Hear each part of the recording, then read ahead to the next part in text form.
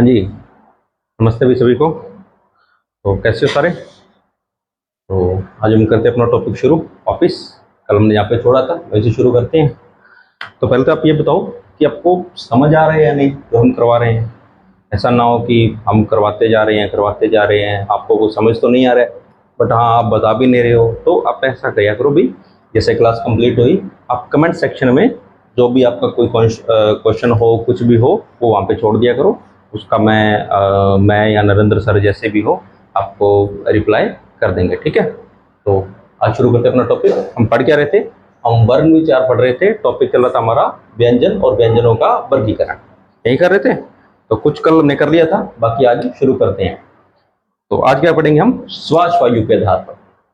ये क्या होता है अभी श्वास वायु? देखो, हम कोई भी व्यंजन, कोई भी वर्ण, कोई भी स्वर जब बोलते हैं तो हमारे मुंह से उसके साथ एक हवा बाहर आती है ना। तो उस आधार पर हमने व्यंजनों को बांटा है। कितने प्रकार पे? दो प्रकार, अल्प प्राण और महाप्राण। अब शब्दों को देखो, अल्प, इसमें एक शब्द आता है अल्प और प्राण। प्राण का अर्थात यहाँ पे वायु है, ठीक है। अल्प मतलब थोड़ा, प्राण मतलब वायु, अर्थात जिसके उच्चारण में प्राण वायु कम बाहर निकल रही है। अर्थात क्या होगा? जिसके उच्चारण में प्राण वायु कम बाहर निकलती है, यही होगा। अल्प मतलब थोड़ा होता है, तो जिसके उच्चारण में प्राण वायु कम बाहर निकलती है वो क्या होगा? अल्प प्राण, ठीक है। अब दूसरा देखो, महाप्राण। इसको भी करके देखो, महा योग प्राण। महा मतलब ज्यादा, प्राण मतलब वायु। तो क्या बनेगा इसका? जिसके उच्चारण में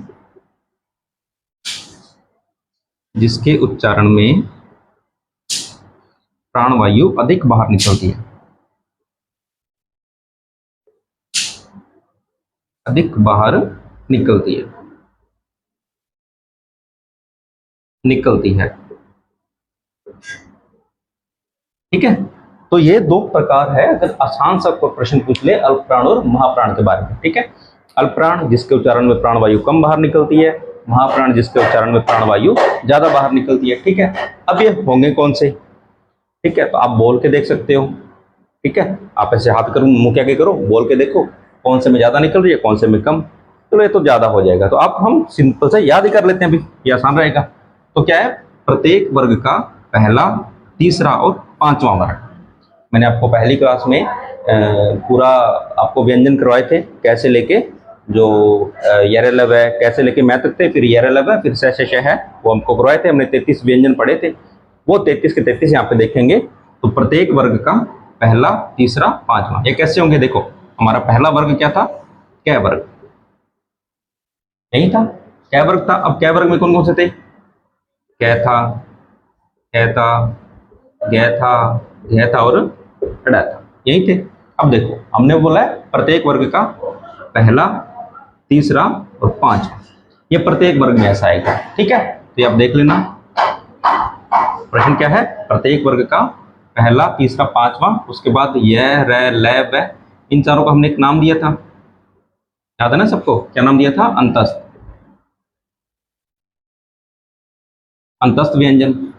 तो कई बार सीधा सीधा क्वेश्चन पूछ लेता है, अंतस्थ वर्ण अल्प प्राण होते हैं या महाप्राण, ठीक है। तो ध्यान रहे, जो अंतस्थ व्यंजन है वो हमारे क्या है? अल्प प्राण है, ठीक है।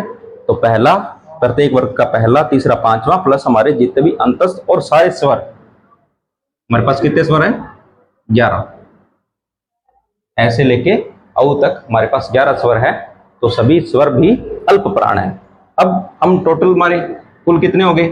तो ये आपके हो जाएंगे 15 और 4 ये, तो कुल अल्प प्राण व्यंजन, अल्प प्राण व्यंजन कितने होंगे सर? 19 होंगे ना कुल अल्प प्राण व्यंजन। अब हमारे पास स्वर भी तो है, स्वर भी तो है। तो अगर प्रश्न ऐसा पूछ ले कि कुल अल्प प्राण वर्ण कितने हैं, कुल अल्प प्राण वर्ण कितने हैं? तो ध्यान रहे, आप जब वर्ण पूछे तो आपको स्वर और व्यंजनों को साथ में गिनोगे, ठीक है। तो इसमें देख लो, 11 ये हो गए, 19 वो हो गए, कुल कितने हो गए? 30। तो ये दो डाटा, दो आंकड़े हमारे पास आ गए कि कुल अल्प प्राण व्यंजन पूछे, सिर्फ व्यंजन पूछे तो हमारे पास 19 है, और कुल अल्प प्राण वर्ण पूछे तो 30 है, और कुल अल्प प्राण स्वर पूछे तो सारे स्वर ही अल्प प्राण होते हैं, ठीक है। ये क्लियर हुआ? अब अगला देखो, महाप्राण, जिसके उच्चारण में प्राण वायु अधिक बाहर निकलती है। ये कौन कौन से हो गए? जो बचे हैं वो यहाँ आ जाएंगे। तो कौन से बच गए? देखो, पहला, तीसरा, पांचवा यहाँ आ गया। कौन सा रह गया? दूसरा, चौथा। प्रत्येक वर्ग का दूसरा और चौथा रह गया। उसके बाद हमारे ये चार, इसका नाम क्या दिया था हमने? क्या दिया था नाम भाई? ऊष्म व्यंजन। सॉरी भाई, थोड़ा सा टेक्निकल इशू हो गया था, तो थोड़ा देख लेना। कहाँ तक कर दिया हमने? ये पढ़ लिया था हमने, अल्प प्राण कर लिए थे।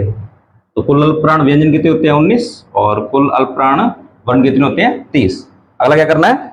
महाप्राण। महाप्राण करना है। क्या है? महायोग प्राण, जिसके उच्चारण में प्राण वायु अधिक बाहर निकलती है, ठीक है। तो ये कुल कितने होते हैं अभी? देखो, प्रत्येक वर्ग का दूसरा और चौथा, प्रत्येक वर्ग का दूसरा और चौथा प्लस स, श, स और है, आपके चार ऊष्म वर्ण, ठीक है। तो ध्यान रखो। अब ये टोटल कितने हो गए? तो सर ये हो गए 10 और 4 ये, तो कुल कितने हो गए? 14 वर्ण, ठीक है। ये थोड़ा सा डाटा ध्यान में रखना भाई। एक बार और देख लो, श्वास वायु के आधार पर कितने होंगे? अल्प प्राण और महाप्राण। अल्प प्राण जिनके उच्चारण में प्राण वायु कम बाहर निकलती है, महाप्राण जिनके उच्चारण में प्राण वायु ज्यादा बाहर निकलती है। और व्यंजन मैंने आपको लिख दिए थे, एक बार आप स्क्रीनशॉट लो और आगे शुरू करते हैं। जी हो गया स्क्रीनशॉट। तो अगला करते हैं हम, क्या है? नाद या कंपन के आधार पर, ठीक है। देखो, नाद का मतलब होता है कंपन। हम कोई भी व्यंजन, कोई भी स्वर या कोई भी वर्ण का उच्चारण करते हैं तो हमारी जो स्वर तंत्र होता है उसमें कंपन होता है, ठीक है। आप कभी बोल के भी देखना, हमारे जो गले में स्वर तंत्र है वहां पे एक हल्का सा कंपन होता रहता है। तो उस आधार पर हमने दो भाग बांटे हैं। कौन सा? एक अ घोष और एक स घोष। आप इसका करके देखो, इनको अलग अलग करके देखो। अ घोष का क्या होगा? अयोग घोष। अ का अर्थ होता है नहीं। अ का क्या अर्थ होगा? नहीं, अर्थात बिना घोष के, बिना कंपन के। तो ऐसे कितने व्यंजन, इसका हम लिख भी सकते हैं पहले तो, कि वे व्यंजन या वर्ण करवा, वे वर्ण जो बिना कंपन के उच्चारण होते हैं, ठीक है। अर्थात जिन्हें बोलने में हमारे स्वर तंत्र में कंपन नहीं होता। अब ये कौन कौन से हो गए? तो देखो, प्रत्येक वर्ग का पहला और दूसरा वर्ण, प्रत्येक वर्ग का पहला और दूसरा वर्ण प्लस श, स और स, ठीक है। अब ये कुल कितने हो गए? तो 10 ये और 3 ये, कुल हो गए आपके 13 वर्ण, ठीक है। यार है कितने हो गए? 13 वर्ण। अब अगला कौन सा है सर? देखो, क्या है? सहघोष। सहघोष या घोष, इसका करके देखो क्या बनेगा? सहयोग घोष। सहयोग घोष। तो सह का क्या अर्थ होगा? सह का अर्थ होगा सहित, घोष मतलब कंपन। तो परिभाषा क्या बनेगी इसकी? वे वर्ण जिनका उच्चारण करते समय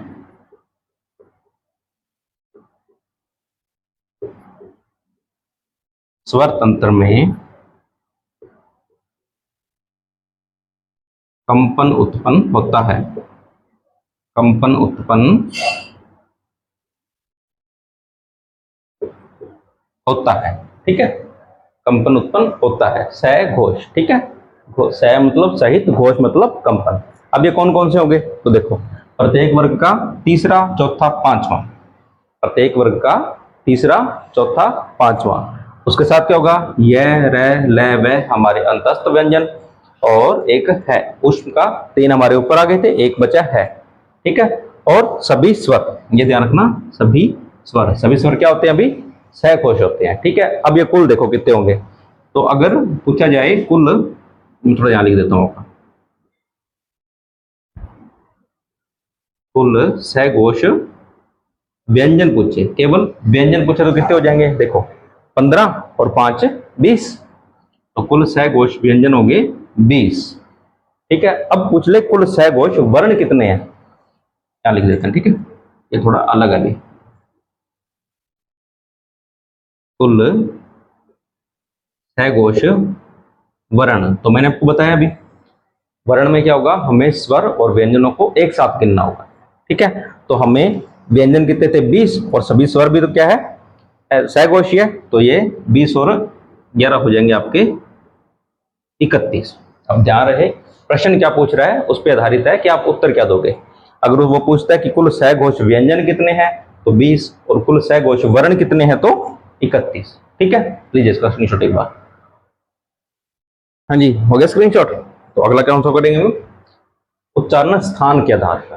ठीक है, देखो हम कोई भी स्वर या व्यंजन कोई भी वर्ण बोलते हैं तो वो बात पहले जैसे हमारे निकली, बोल दो कि हमने दिल से बोला है, तो वो बात दिल से निकली, कहाँ पे पहुंचनी, पहले कंठ, कंठ में पहुंची, पहले कंठ आता है, उसके बाद तालु, तालु पे पहुंची, उसके बाद मूर्धा जो हमारे मसूड़े होते हैं, उसके बाद पहुंची दंत, और लास्ट में ओष्ठ।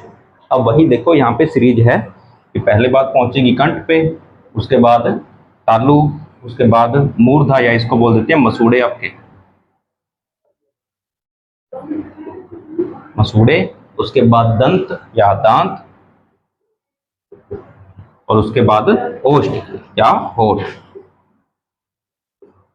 ठीक है, समझ गए कि बात हम बोलेंगे तो पहले कंठ, फिर तालु, मूर्धा, दंत और ओष्ठ, उसके हिसाब से हमने इनका विभाजन किया है उच्चारण स्थान के आधार पर कि कोई भी व्यंजन या कोई भी वर्ण हम कहां से बोल पा रहे हैं। ठीक है, अब देखो पहला क्या है, कंठ। पहले हम कंठ से कौन कौन से व्यंजन बोलेंगे, तो देखो ए और आ, दो हमने यहाँ पे स्वर ले लिए, कौन सा, ए और आ, दो स्वर ले लिए, और कै वर्ग, कै वर्ग अर्थात कै वर्ग में आने वाले पांचों के पांचों व्यंजन, कै ख गै घ और ड़, ये पांचों हमने ले लिया, और एक व्यंजन हमने लिया कौन सा, है व्यंजन लिया, कहां से बोले जा रहे हैं, कंठ से, इस कारण इनका नाम हमने क्या रखा है, ध्वनि का नाम क्या रख दिया, कंठ। ठीक है, इसे ये उच्चारण स्थान हो जाएगा और ये ध्वनि हो जाएगी। ठीक है, अब अगला देखो, उसके बाद बात कहां से बोलेंगे सर, तालु से, तालु से बोलेंगे। अब तालु में कौन सा है, तो ए और आ के बाद जो भी दो स्वर आते हैं वो दो स्वर उठा लो, कौन से, ई और दीर्घ ई। उसके बाद कै के बाद वर्ग कौन सा आता है, चय वर्ग, तो चय वर्ग पूरा का पूरा हमने ले लिया। अब दो व्यंजन और लिए हमने, कौन सा, य और श।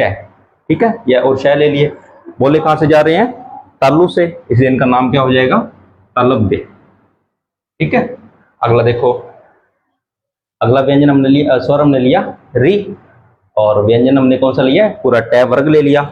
इससे जस्ट ये अगला, इससे अगला कौन सा था, ट वर्ग, और सामने हमने लिए साथ में श और र।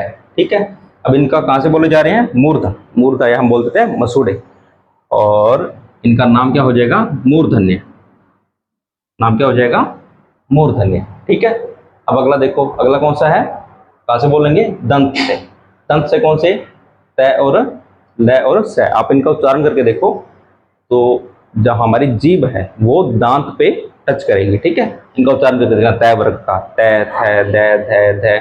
ठीक है, इनका उच्चारण करके देखना तो जीभ क्या होगी, हमारे दांतों पे टच करेगी।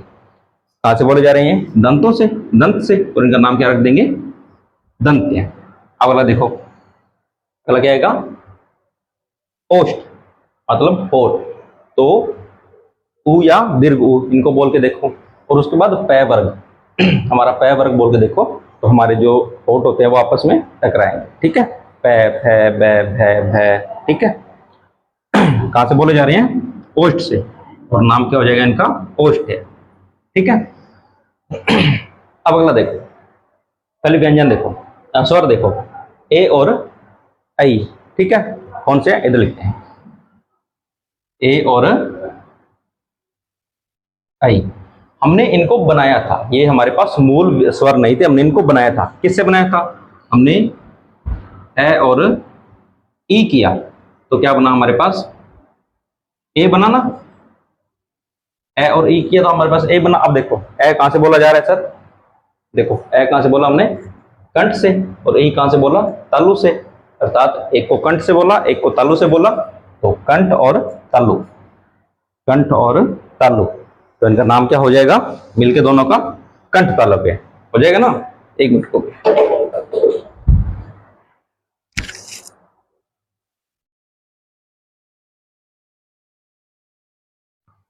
आए समझ। अब देखो अगला कौन सा है? वह हम बोलते हैं कहां से? दंत से और ओष्ठ से। कहां से? एक तो दंत से और एक दूसरा ओष्ठ से, तो इनका नाम क्या हो जाएगा? दंतोष्ठ है। क्या नाम हो जाएगा?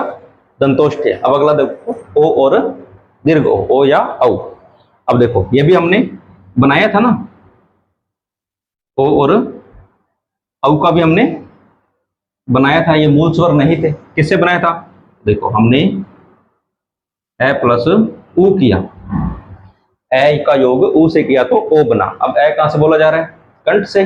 और ऊ कहां से बोला जा रहा है? ओष्ठ से। यही है, ए कंठ से और ऊ आ गया ओष्ठ से। ठीक है, तो अब इनका नाम कहां से हो गया? कंठ और ओष्ठ, तो नाम क्या हो जाएगा? कंठोष्ठ।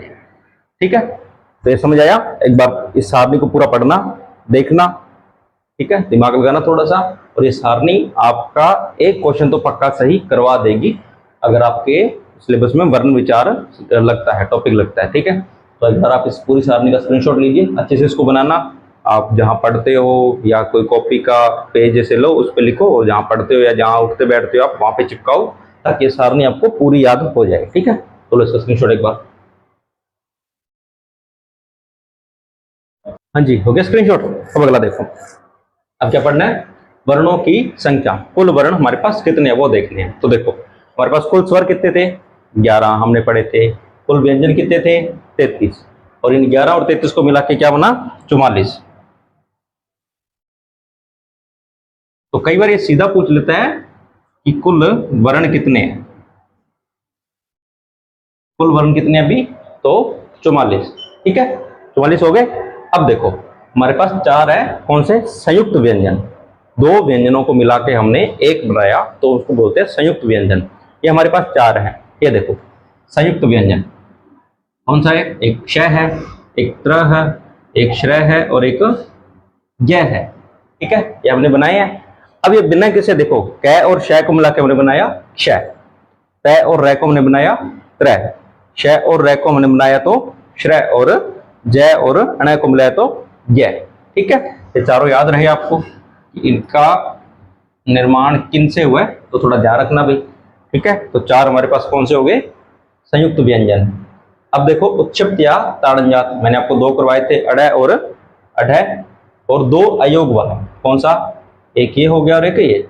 अब ये दोनों क्या होते हैं? देखो आपने ये अक्सर देखा होगा किसी भी शब्द के ऊपर, जैसे हम व्यंजन ही लिख रहे हैं तो इसके ऊपर जो बिंदी लगी हुई है ये होती है आपका अनुस्वार। ये क्या होता है? एक बार इसको यहां से मिटाते हैं। क्या होता है ये? अनुस्वार। इसका क्या नाम हो गया? अनुस्वार। जो ऊपर बिंदी लगती है उसका नाम होता है अनुस्वार। ठीक है, और ये दोनों है जो अयोग वह है, ये दोनों हमेशा स्वरों के साथ प्रयोग में लिए जाते हैं। ठीक है, अब ऊपर जो बिंदी लगी है वो कौन सी है? अनुस्वार। और एक ये आपने शब्दों के बीच में देखा होगा, ऐसे लिखा होता है, जैसे दुख लिखते हैं, तो शब्द के बीच में लगा हुआ है तो इसको बोलते हैं विसर्ग। क्या बोलते हैं इसको? विसर्ग। ठीक है, तो ये थोड़ा ध्यान रखना, जब हम आगे हम संधि पढ़ेंगे तब ये दोनों ही हम आगे पढ़ेंगे अच्छे से। अब आप देखो 44 हमारे पास ये हो गए थे, 44 और 4 48, 48 और 2 50 और 2 52। तो कुल मानक वर्ण कितने हो गए? कुल मानक वर्ण कितने हो गए? 52 हो गए। ठीक है, अब 5 ध्वनियां 6 ध्वनियां ऐसी है जो हमने दूसरी भाषा से ग्रहण की है। वो देखो कौन कौन सी है? तो क ख ग ज और फ। अब ध्यान से देखो, इनकी जो बिंदी लगी हुई है बस ये इनको थोड़ा सा अलग करती है हिंदी से। ठीक है, अब ये 5 तो हो गए अरबी फारसी के, और एक हमने लिया है ओ, जो आप डॉक्टर लिखा देखते हो, जो तो डॉक्टर के ऊपर जो लगता है ओ, वो हमने किसे लिया? अंग्रेजी भाषा से। ठीक है, तो एक बार आप इनको देख लो, मोटा मोटा, इतना जरूरी तो नहीं है पर फिर भी एक बार देख लो और स्क्रीनशॉट लो इसका।